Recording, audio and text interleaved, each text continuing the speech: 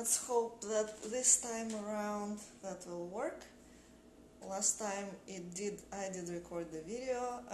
The picture is slightly skewed, but I don't know if I can adjust it the way that it's better somehow, but I guess it's okay. It's okay like it is. So, as I said, I'm training these lectures that I'm giving this semester to students, undergraduate students who are taking this class, which is called Expressive Culture, which is a difficult class in terms that I still don't know what expressive culture means. I'm also not sure what is non-expressive culture, but either way, I'm giving these lectures. Well, unfortunately, I figured out that I'm gonna wave to the viewer who joined me. Unfortunately, I figured out that the letters are going to be mirrored in the recording, but I guess that will be okay. And I'm training these lectures with myself and my plush cats. Actually, I'm gonna show you my audience. This is my audience. This is the plush cats that belong to my child, and they are my best listeners, But I was thinking, well, I'm giving these lectures to myself, to these plush cats. I might just as well give them to people around, to go live on Instagram and to present those lectures. So this is the first attempt to do that. And can you hear me? I was wondering if you can, just let me know, because this is the experimental video, and there might be things connected to this. So just let me know if you can hear me, or if you can't hear me, also please let me know. I'm gonna wait to this person who joined. Okay, so I guess I better mark the time as well, because I only have a certain amount of time. Namely, I have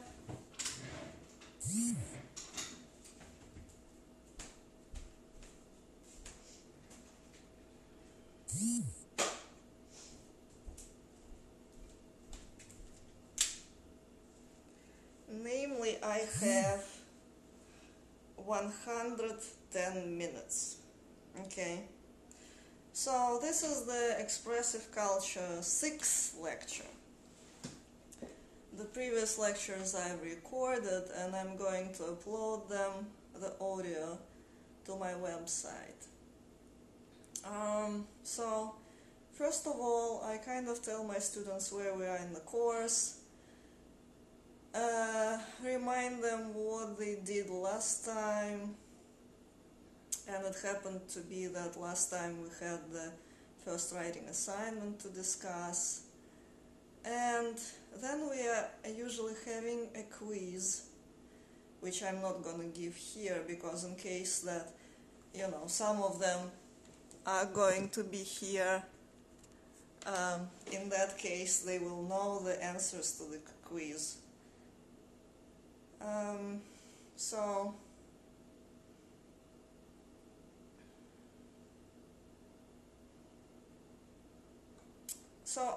for the writing assignment, I'm giving them the task to make an argument, and I was giving them a piece from Wendy Laura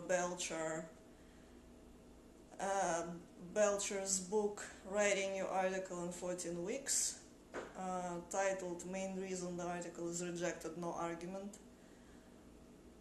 And someone was asking me about the literary argument, whether it's permissible to do it, And I said that yes, because although this course is in the social science kind of class, the main task, as I see it now, is to actually be able to do a form of the argument, to follow the argument and to do a form. So when it comes to the literary argument, for example, in case of Nabokov, Will Norton, in his book Nabokov, History and the Texture of Time, argued that it is possible to read Nabokov from the point of view of the social meaning of his works, and as you know, Nabokov was adamantly against that. He was against reading of his work from the point of view of the social meanings of those works, right? He was an avid critic of the Russian theorist Chernyshevsky, who was arguing precisely for uncovering the social meaning of literary work. And Nabokov wrote the novel Gift in protest of this very persuasive idea in literature in general and in the Russian literature in particular. For a long time, people who were writing about Nabokov subscribed to this idea that you don't have to uncover the social meaning of these things. But Will Norton was kind of the first to say that there is no reason to follow this Nabokov's conviction in evaluating Nabokov's works.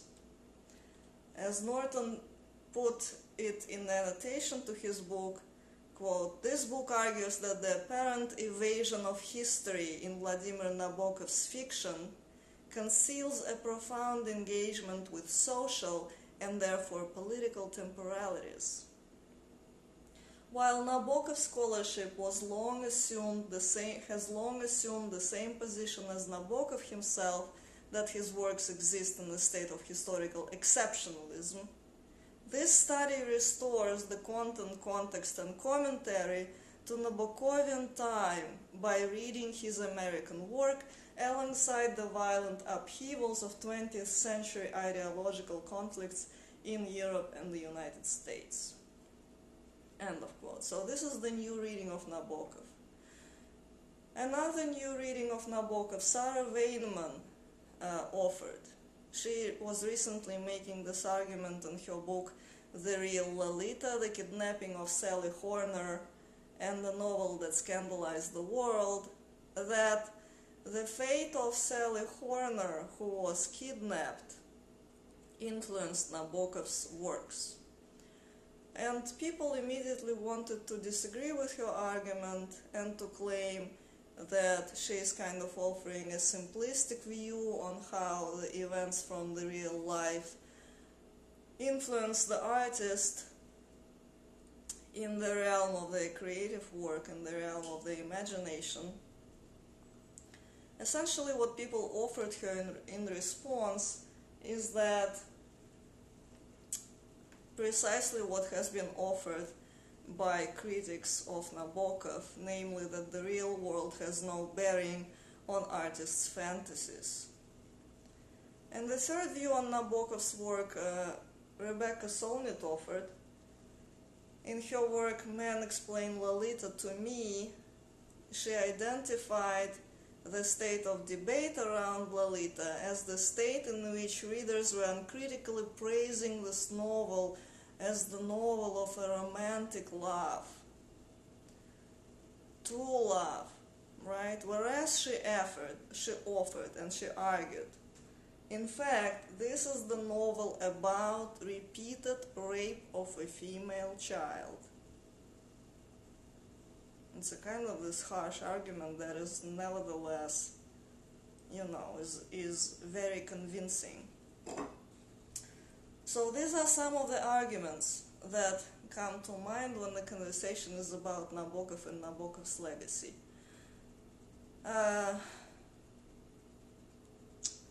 So when you want to participate and make an intervention into the debate, you have to offer some kind of argument. You have to state what the contemporary view on the matter is, You have to intervene with your claim, and you have to prove this claim with evidence. This is the structure of the argument that we were talking about last time. And the reason why I'm speaking about Nabokov is that I want to demonstrate that literary argument could also be made in these settings for our purposes. But also, in the assignment that I gave them, there was a condition that this argument should have some kind of bearing on everything that interests us. In other words, we don't have to kind of be doubtful about why we are making this argument. We have to know what is at stake for us, knowing or not knowing it. So, in case of Nabokov, is more or less clear. And I just had this student that was trying to make an argument regarding one short story, and I said it's all right, and he was presenting a convincing case. But at the same time, it's unclear to me, for example, what are we to learn from applying this, What is at stake of us not knowing? This is also a question that we have to ask ourselves. So that's how we are going to begin this lecture, with discussing the writing assignment, and then I will remind them that we discussed some of the pitfalls of monogamy versus polyamory, and we learned a little bit of new vocabulary, polyandry, polygyny. Anthropologists like to talk about this stuff. Matrilineal versus patrilineal society, where matrilineal is tracing kinship through female line, and the patrilineal is tracing kinship through the male line. And most of what comprises the USA contemporary society is patrilineal. But when it comes to matrilocal versus patrilocal, we find that most people who comprise the society that in its term kind of constructs the USA contemporary society, most societies within this bigger society are not matrilocal and not patrilocal, but there is this term for that is called neolocal, which means, it's most common for the North American couples, and it means that the couple finds their own house independent from all family members, and they start the new dwelling in this new house. This is neolocal society. This is the vision that we have. But of course, economically it becomes difficult for young couples. Therefore, they might make use of the duolocal residence, which means that they live where they live. They don't move. They live with the families of their parents. And in this case, for example, long-distance relationships are duolocal. You kind of have this connection, but you do not move. Okay, so those were the things that we kind of were discussing a little bit last time.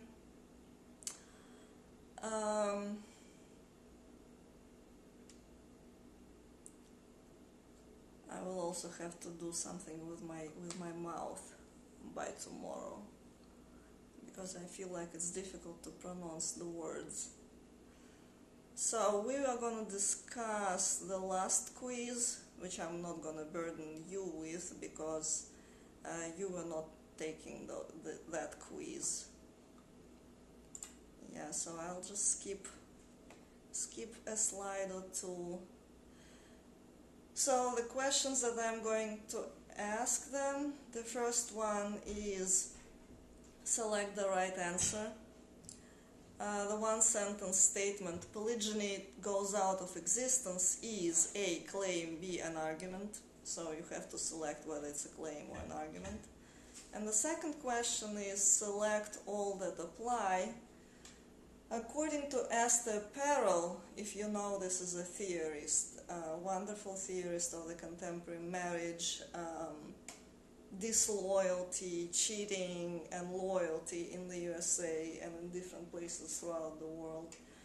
According to Esther Perel, happy people, as she calls them, cheat because sometimes they, and you have to select all that apply, discovering yourself with the help of the other, this is A.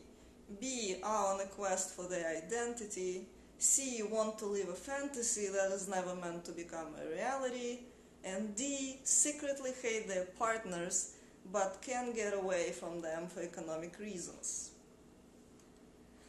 So this is the kind of questions that I like giving them, and I'm giving them the lectures that are easy on the surface, but they have a little bit of traps, because I feel like this is more engaging than the questions that will be easy for them. But anyway, after we are done with these quizzes, we are going to have the lecture titled, and I know you don't see it, and even if you saw, you will have it mirrored, How the Ideas of Sex and Gender Are Rooted in Culture. So, in this lecture we are continuing examining the questions related to sex and sexuality, and we are going to talk about Melissa Gregg, who we didn't get to discuss last time for lack of time, and Judith Butler with her Gender Trouble, Feminism and the Subversion of Identity.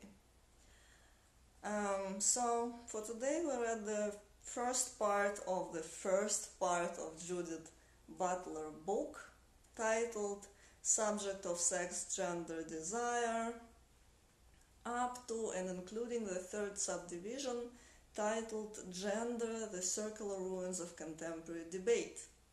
And optional was the rest of the part 1 of Butler's book. I added a couple of questions to tie together our conversation from the previous week to this one for a smoother flow. I added the second question. I added the question, what is the role of technology in our performance of loyalty and recursion to cheating? And we have preserved one question from the previous week, which is the first question. What is the role of universalities in our perception of social reality, and how are they different from particularities of culture? This is a timeless question, really, because it is not at all easy to distinguish between particularities and universalities. In some sense, what is universal is our conviction that we live the right way, something that the anthropologists, as you know already, call ethnocentrism. And if you want to find something universal in humans, paradoxically, you might be sure that it's ethnocentrism. People are always certain that their way of living is the best way of living. And the other questions for this week are, what part of our identity is our gender? What is gender? How is gender constructed? And what are the regimes under which gender proliferates? And Judith Butler will help us to begin unsorting things out, unpacking them. So, technology. The pathos of Melissa Gregg's work, spouse-busting intimacy, adultery, and surveillance technology, is that by studying the spousal surveillance, we will be better equipped to understand intimacy and how it is constructed. The contemporary idea of intimacy is actually pretty toxic, if you want my opinion. It's that There is nothing to hide, nothing to hide. Everything should be open to your partner. At least this is how Gregg formulates it. And this seems to be, a reasonable formulation. And this request for transparency, needless to say, could take abusive forms. And if we return from where we began, according to Marwick, the internet was democratizing space, and it was supposed that people will gain access to wide audiences outside of the traditional media. The internet also was a space of more freedom. The internet also seemed to provide the opportunity of unlimited self-expression. Yet that was not for a long time, and quite the opposite began to happen when your space incarnation became closely tied to your offline ID, to your identity. Facebook, for example, as Gregg says, tied rather closely to a person's offline ID with a persona on the web. Everyone has to adopt their own names. Multiple profiles signal the lack of transparency or even lack of integrity, as Mark Zuckerberg suggests, Melissa Gregg reminds us. And Facebook bans people with suspicious names. So this request for transparency, this request for having nothing to hide, this in the contemporary society is a request that signals your integrity, that signals that you are a trustworthy member of society. So the premise of the inhabiting different selves creatively did not manifest quite as it was imagined in the early version of the internet. Our identity has a bearing on who we are online. And the state and other institutions' anxieties want to control us. And some people too want to control their partners by trying to mesh the surveillance and trust. Gregg is introducing an app called Catalog. I mean, that's a little bit outdated, but that's inevitable because the conversation is about technology. This is the scholarly article, and the technology develops much faster than social scientists are able to write about it, unfortunately. Unless they, of course, kind of collect this amount of data that actually allows them to portray some kind of dystopian world, which sometimes they do. So, she's introducing this app called Catalog that targeted women in their ads, a surveillance GPS navigator akin to the ones that parents use to keep tab on their children. The company encouraged buyers to install the app on their partners' phones without partners' permission. There is, of course, the trope of the crazy girlfriend that the companies that advertise their services for women use here. There was nothing that precludes people of any gender to use their software, as they admitted themselves. I suspect women here are featured or were featured because the idea of the man installing a surveillance app on the woman's phone without her permission is even more unnerving. I mean, of course it's unnerving if a girl does that to her partner, male partner supposedly, right, within the heteronormative predications. But if a man does it to his girlfriend or wife, it's even more unnerving. But people were unhappy with this ad for good reasons, with this particular advertisement too. They did consider it offensive. And we don't know who is mostly using these apps, men or women, in reality, right? More research is needed, as they say usually in this kind of dispositions. The programs using a range of measures from keystroke logs, Gregg says, to hidden voice recorders, from roving cameras to secret microphones, to produce the certainty of adultery. I like this idea of the production of certainty. It reminds me of the enhanced interrogation techniques as we know them that were used to produce information. This information is warped, I don't know, I will have to check that. And in fact, some scholars argue that torture doesn't produce information, but produces something else, usually agreement with whatever it is that the torturer wants you to say. And in case of producing certainty, when we are talking about cheating and cheating partner, we are dealing with the forcing of a certain social situation into the light of day. We are producing the paranoid universe for ourselves and for our partner to inhabit. As Gregg says later in the article, adultery spying through technological devices is a leading example of the contemporary desire for truth-making machines. So these truth-making machines, be it this enhanced interrogation techniques, or be it spouse surveillance technology, or be it whatever they're called, remind me. So I just been to Anosova and I saw people there who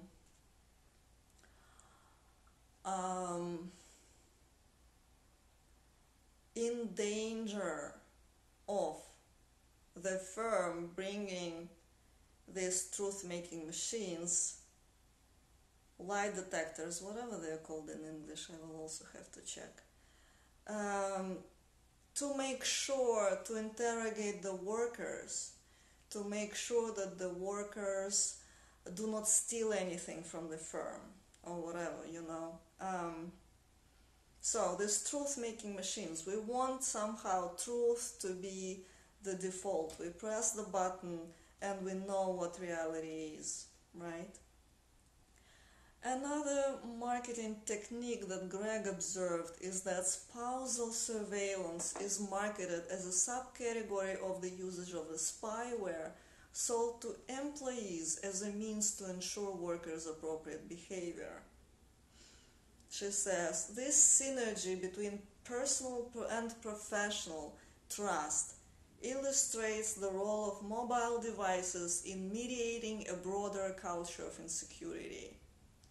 So, this culture of insecurity in relation to personal relations and professional relations has a deeper history.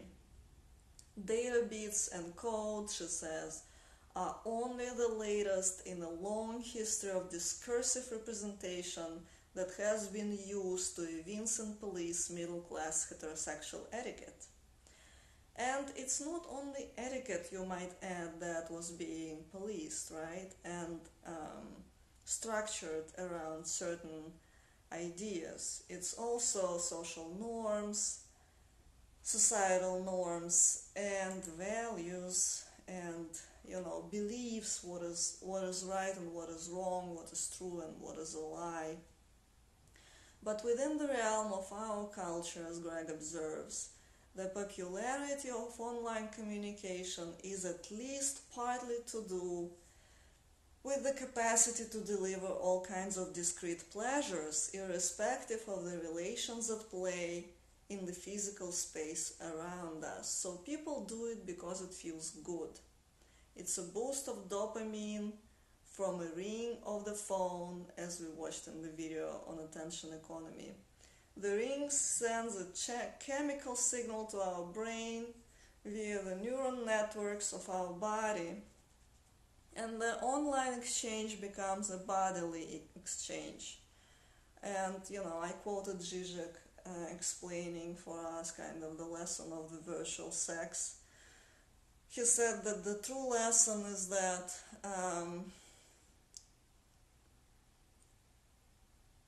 not that the virtual sex is not real or something, but is that the real sex is in fact already situated within the realm of fantasy. You have to have some kind of masturbatory fantasy, Zizek says, in order to enjoy real sex, So this is his favorite question, kind of, what is real, so even in the presence of the partner, we are experiencing pleasures because we are driven by our own fantasy, right? The normative love plot, as Melissa Gregg formulates it, already has inaugurated the ideas that the lovers are detectives, trying to find out what the other thinks, trying to obtain an undeniable evidence of some sort that they're either faithful to us or they're definitely cheating. Basically, we want to know what the other thinks of us, whether they think of us, and so on. And to know that the other thinks or does 100% of the time is not possible, of course, because the other is not a part of our internal thinking process, but they have a separate process of their own. There is a border between us and others that could never be crossed. It doesn't matter how deep the intimacy could be, there will always be existential divide between yourself and the other. In some sense, familiarity and intimacy kill desire. Therapist Phillips, who Gregg quotes, observes that long-term relationships are thwarted by the problem of overexposure. So, this is definitely a conflict, right? A conflict between this culture of uncertainty and the dangers of overexposure. We want to know about everything our partner is doing. We want to assume that there is nothing to hide, but if we get to this point when there is nothing to hide, we are in the realm of overexposure that kills desire. This is a known circumstance that it is often women who lose every desire in otherwise stable and satisfying relationships and marriages. Anthropologist Wednesday Martin has written about the unfaithfulness of women in the USA in the book titled Untrue: Why Nearly Everything We Believe About Women, Lust and Infidelity is Wrong, and How the New Science Can Set Us Free. She suggests that women are evolutionarily developed the way that they lose attraction after a certain period of time. She brings evidence in support to her claim. Read her book if you're curious. But what I find interesting about it is that evolution is often deployed to make sense out of men's infidelity or dominant modes of behavior, or to justify the traditional ideas of masculinity. And here evolution is used to suggest that women are likely to be not satisfied with having just one partner. So this evolutionary idea is just, the evolution is used to justify precisely the opposite sets of ideas that it is usually used to justify. And this is not a scholarly book. I must say, this work belongs to the popular nonfiction genre, but the author has an anthropological education. It is interesting to think how our ideas about gender shift over time. I think UT has a laboratory, a center that helps women to rekindle desire for their men after years of marriage. And I spoke to one person who worked there, and she said, often we give up because these women are healthy and we don't know what we are trying to cure. We are operating based on our idea that the healthy woman would experience a sexual desire for her husband. But this is our idea and not a woman's idea. We perceive it as a problem, but for a woman it's only a problem because it's a problem for her husband. And if you are having a problem with someone, you can't cure the someone because they are not the ones who have a problem, right, in this case. Which doesn't mean that she will not suffer from it, because it could have consequences, even for long-term loving relationships. It is in general so that couples stop having sex years into their marriage. Sexless marriages are common. For all the sexual revolution, people are having less sex today, it is reported, than they used to have. And, there is a research about it and a lot of speculations why. And the access to discrete pleasures, as Gregg calls them, and long-distance sexting are also named as part of why people have less sex. So, I suggest we watch a video. It should be boom times for sex. And I think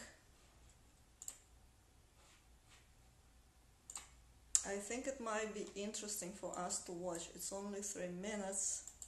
These should be boom times for sex. I don't know if you guys can see it or More not. tolerant of sex in just about every permutation.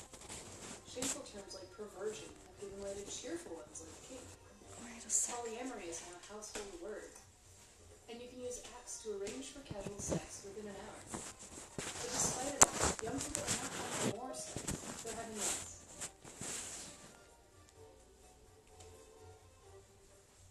The average adult has gone from having sex 62 times a year to 54 times. In the 90s, the percent of high school students who reported dating began to drop. More people than ever seem to be sitting on the sidelines, romantically speaking. Some experts say this may be because people are spending less time in couples. At the same time, the share of American men who reported masturbating in a given week doubled, while women more than tripled. Easy access to porn is part of this story, of course. Some people say that the internet has made it so easy to gratify basic social and sexual needs that there's far less incentive to go out into the real world to satiate these desires. One study found that the arrival of broadband internet access to U.S. counties explained between 7 and 13% of the teen birth rate decline. Our increasing social media use goes hand in hand with rising rates of anxiety and depression, which also happen to inhibit sexual impulses. Other critics blame online dating for relocating the romantic landscape. Over a very short period of time, it's become less acceptable to strike up a conversation in real life without seeming inappropriate or creepy. According to one poll, 17% of young Americans now believe that a man inviting a woman out for a drink constitutes sexual harassment. Romantic pursuit is being cordoned off into a prearranged online space that for many people does more to suck up time than create successful matches, leaving them confused and overwhelmed. Another reason for the decline in sex might be people feeling empowered to say, no thanks. In 2012, 30% of women said they experienced pain the last time they had vaginal sex. Most women don't tell their partners about their pain and may have internalized the idea that physical discomfort goes along with being female. A healthy sex life is linked to a happy life, and having a partner is a stronger predictor than ever of happiness. But in this modern era, sex seems more fraught and intimacy more elusive. In time, perhaps we will collectively rethink some things like the abysmal state of sex education and the dysfunctional relationships so many of us have with our smartphones. Finding love and sex should not be anywhere near as difficult as it is today. But for the time being, the sex recession seems more likely to continue than abate. Sex in just about every... Wait. So, yeah, this is where we are socially as a society, and these things have quite interesting numbers in there. I mean, one of the surprising number for me is, of course, how how low is the percentage of women who report masturbating. And I mean, even combined with the idea that it's probably less shameful to admit than it was once upon a time, it seems to me like it's a very low number. Very low number. And of course, even if you compare it to 30% of women that experience vaginal pain during sex, that is a shockingly high number. Again, assuming that probably this number is bigger in reality. Maybe some people do not report it or something like that. So, I mean, this is of course self-reported, because there is no way for us as researchers to access this unless we trust people who report it. Okay, so these are the two contradictory movements in the world right now. The first is the desire for novelty and constant upgrade. Life is short, have an affair, as was the slogan of the website. That is no longer in existence, that facilitated the secret connections between married people. And as Melissa Gregg suggests, the appeal of these sentiments gains traction in a techno-mediated culture enamored with the upgrade. So we have the idea of an upgrade, that we are constantly missing out and there is something better out there. And the second movement or sentiment, we should say, that she calls culture of insecurity. Anxieties about adultery are always anxieties about security, financial, maternal, psychological, ontological. They're worries about losing what little can be counted on, about holding on to an image of someone we partially know and want to trust, but who may not, indeed cannot, stay the same. That is something I think we can all relate to, because making a commitment, particularly at a young age, to someone for the rest of one's life sounds frightening, if not absurd. We cannot guarantee that they will not change, but what is more to it, we cannot guarantee that we will not change, and there is no easy solution for that. Life is long, things happen, heartbreaks happen, tragedies and dramas happen, and we don't have ready recipes on how to deal with these disasters. Technology exacerbates these difficulties, because if previously you could shut the person out of your life and not meet them ever again, at least in a big city, or having moved somewhere, you basically cut the person off. Now it is only the question of your self-discipline not to spy on them on social media, right? Sedgwick suggests moving beyond the hermeneutics of suspicion, as he calls it.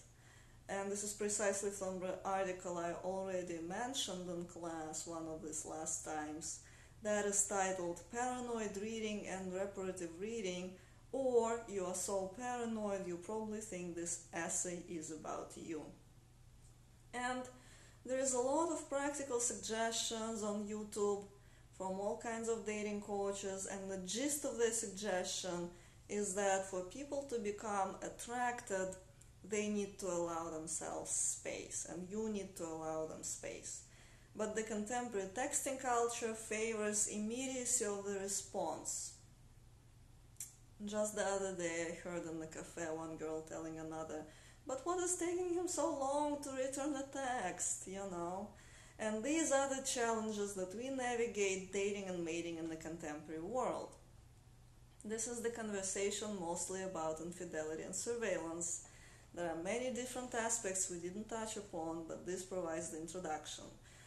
Now, on to the Judith Butler's book, Gender Trouble, of which we read a little bit, just to get a taste of it, in order to analyze the performative power of gender in the world and the expressions that gender takes in our culture and beyond. So, Judith Butler's book serves as an introduction to the conversation that we'll spend for the next 2 weeks about the expressions of queer sexuality next week and the transgender prostitutes in Brazil the week after the next. Judith Butler is a philosopher and a gender theorist born in 1956, and the book that we sampled, Gender Trouble, is a very important and influential book, which usually means that the ideas discussed in the book left the container of the book itself and spread wide beyond. A lot of people talking about Butler's ideas do not know that they're talking about Butler's ideas, or that Butler was among those who formulated these ideas with exceptional clarity. Okay. So for us not to be in the position of inventor of the bicycle, we need to familiarize ourselves with things that are circulating around. Even if we disagree or we find ourselves disagreeing with the content of your book on one or on more occasions. The book Gender Trouble was published in 1990 when Butler was 34. This book analyzes and builds upon the ideas of Michel Foucault, Simone de Beauvoir, Julia Kristeva, Monique Witting, Lucy Irigaray, I will have to check it, and other theories of sexuality and feminists. I mean, Foucault, among the ones I named, wasn't a feminist, I suppose. Psychoanalysts, philosophers, and cultural theorists. She's taking the ideas and putting them in conversation with one another. She is concerned with the gender workings, with what is a woman and what is a man, and how that gets constructed in our social reality through language and actions. And she begins the first part of her book with dismantling feminism in a sense. Namely, she's proposing we looked at the subject of feminism and made an assessment of women as some existing identity, as she says. Feminism in Butler's rendition seeks to accomplish a political representation of the feminist subject, that is to say, of women. But by virtue of wanting to do so, it constructs women as a certain gender identity. And the battle for this representation unfolds on the arena of language. Butler says, for feminist theory, the development of a language that fully or adequately represents women has seemed necessary to foster the political visibility of women, end quote. And this is reasonable, right? Agree that if women want to gain visibility, we need to kind of, or they need, or everyone needs actually to learn how to talk about women without gendering them. However, and here comes the difficulty, we don't know what we are talking about when we say women.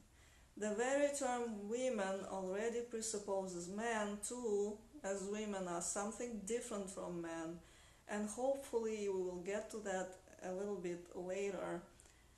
As you will see in Butler's rendition of Beauvoir,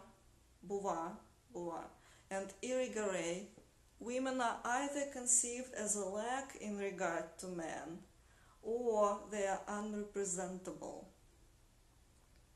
She says, the very subject of women is no longer understood in stable or abiding terms. There is a great deal of material that not only questions the viability of their subject as the ultimate candidate for the representation or indeed liberation, but there is very little agreement, after all, on what it is that constitutes or ought to constitute the category of women. Okay, Butler seems to suppose that the subject of women used to be understood in stable or abiding terms.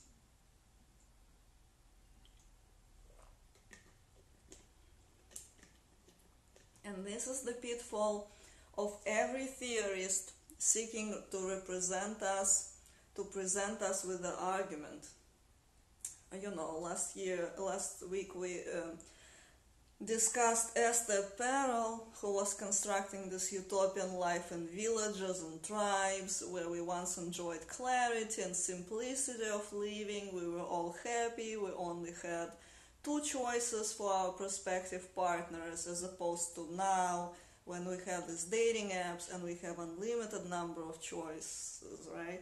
So these theorists tend to construct the past for the sake of making it work for their purposes, as these times when things were plain and women were as subjects once understood in stable terms, which was of course never the case, right? There always was little agreement on what constitutes the category of women, what women do, what women are, how do they look, what they should do, how they should behave. In a way, one of the forces behind the feminism was precisely the rejection of the world's attempt to categorize women. But as Butler suggests, in this very attempt, feminism ended up offering many different versions of what it means to be a woman in relation to herself and in relation to the opposite sex, quote unquote, right? And this multiplicity is of course lacking this agreement. In a way, it was again precisely the point to get rid of this agreement. The feminist point was to get rid of this agreement, to say no, this is not what we have to abide to, okay?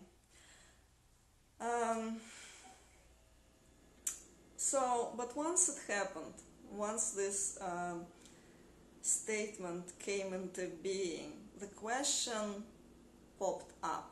What do we do with this lack of understanding of what constitutes women? For whose liberation indeed can we possibly fight, or who we are to represent exactly when we are to represent women? What makes a woman a woman?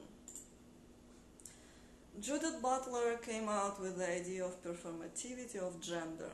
When we were talking about John Searle, I mentioned philosopher John Austin, who invented the category of performative utterances. Performatives are the utterances that change the social reality, like the utterance "I do" that you say at the altar in the presence of the people who have credentials to conduct a wedding ceremony. So I propose we looked at it more attentively at what are the performatives. What are the performatives? This is also kind of the... I'm already like... Where am I? I don't know. So, the performatives. What constitutes them? It's one thing to say that gender is performed. Oh no, and that's a little different. This is Butler herself. Wait a second.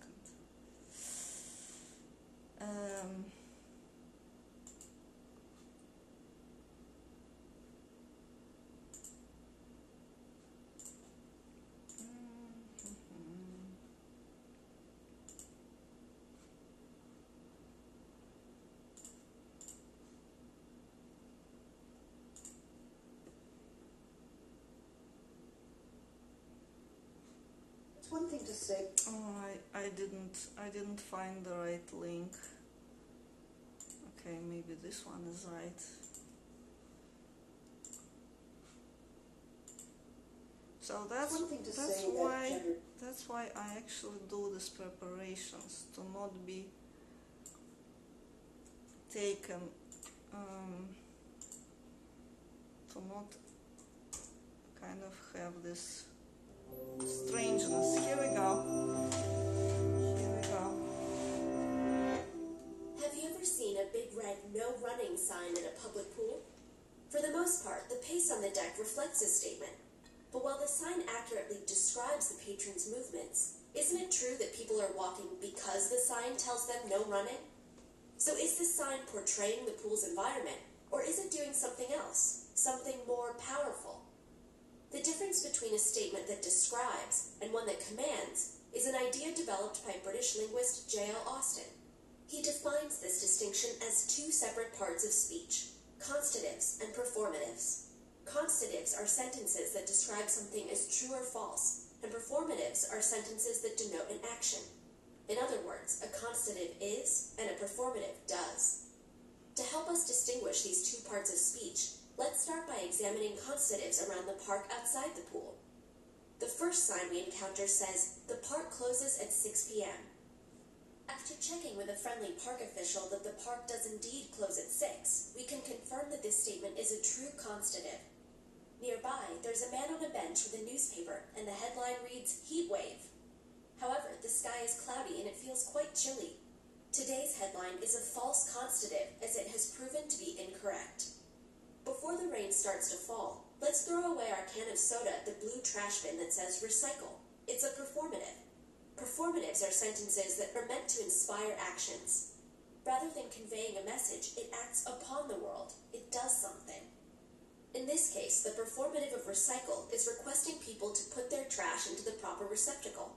Words not only bring about actions, sometimes words themselves are actions. This is what is known as speech acts.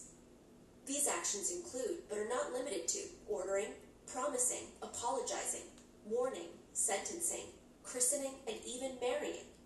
Take a look at that wedding near the gazebo. The couple says the words, "I do." The speech act here are the words, "I do."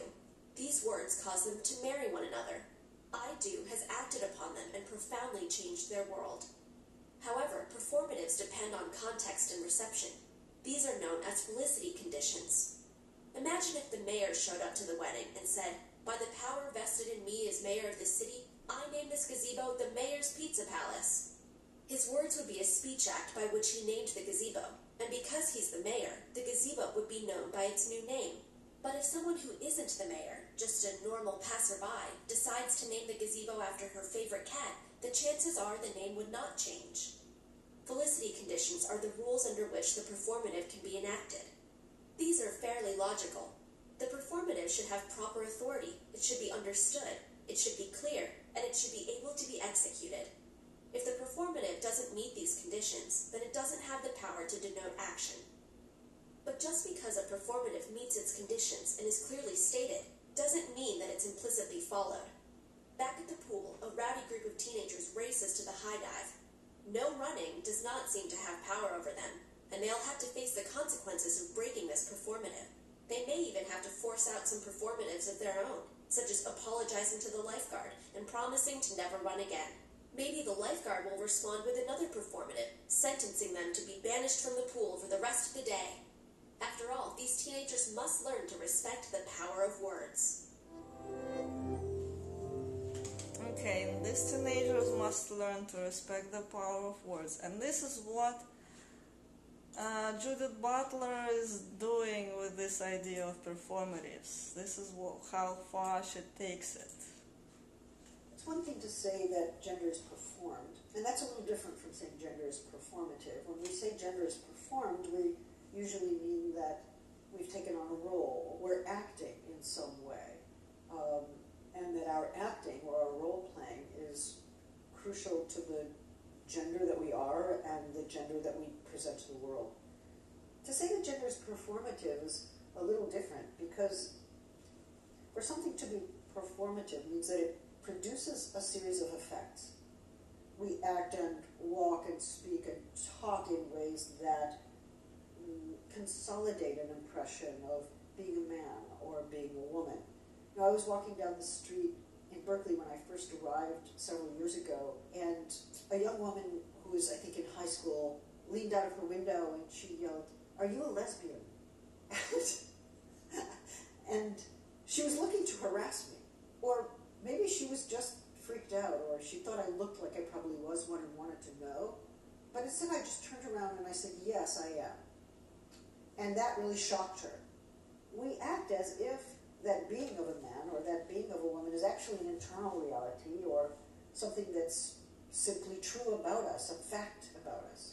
Actually, it's a phenomenon that's being produced all the time and reproduced.